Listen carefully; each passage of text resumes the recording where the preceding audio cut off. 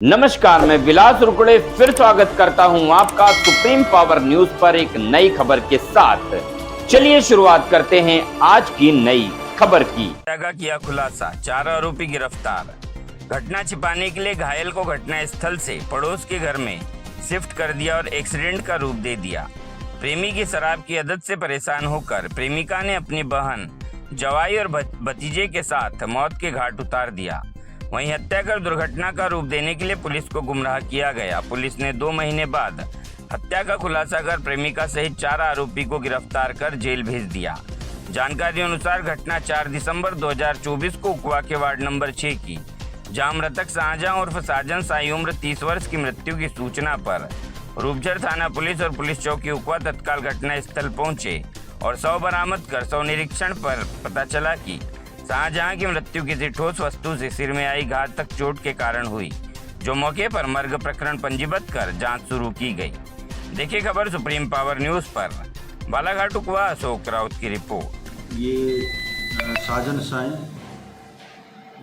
Rice mill के truck चलाने का काम करता था और शाम को दारू पी कर आता था और पत्नी से या तो फिर पड़ोसी उसकी साली से झगड़ा करते रहता था। तो दिनांक 3 दिसंबर 2024 की शाम को भी ऐसे ही शराब पीकर आया और झगड़ा किया था और उसके सिर में एक लोहे की छड़ से वार किया गया था और जिससे उसकी मृत्यु हो गई थी। और मर्ग काम करके इसकी जांच की जा रही थी। अज्ञात आरोपियों का कुछ पता नहीं चल रहा था।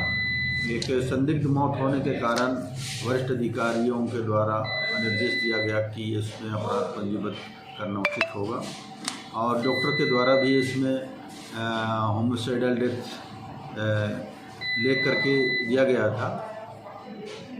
तो इसमें अपराध पंजीबद्ध कर विवेचना की जा रही थी और लगातार पूछताछ एवं विवेचना के दौरान में पता चला कि लता तिवारी घटना दिनांक को साजन साई के इंजर्ड होने के बाद वो यहाँ उकवा कस्बे का चांसी डॉक्टर कालीदास सरकार को बुलवाए थे इलाज करने के लिए।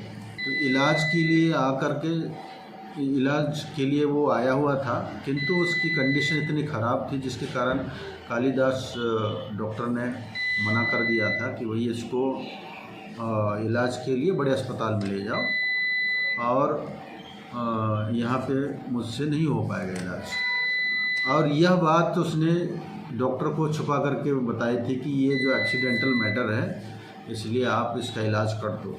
लेकिन डॉक्टर देखते ही उसको समझ गया, लेकिन अब वो डॉक्टर किसी से कुछ नहीं बताया।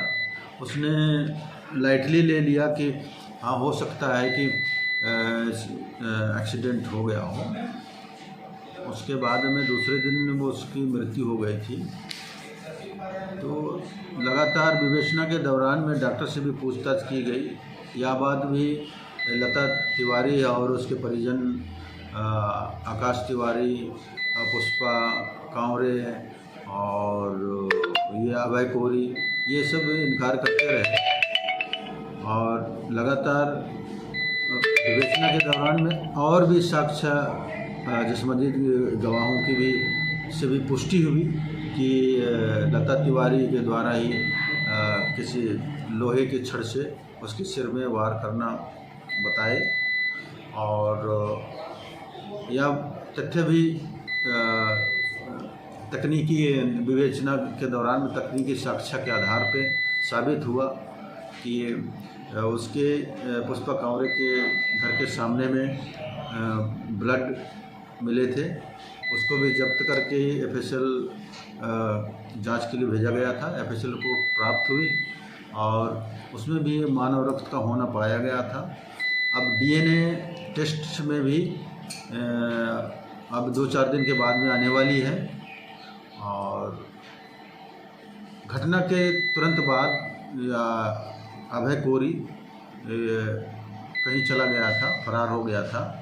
इसका इंतज़ार हम कर रहे थे कि अगर कभी आता है तो हम उसको अभिरक्षा में लेकर उससे पूछताछ करेंगे। तो ऐसे ही हमें पता चला था दिनांक 24 तारीख को कि अभय कोरी यहाँ पे उकुआ में आकर रुका हुआ है।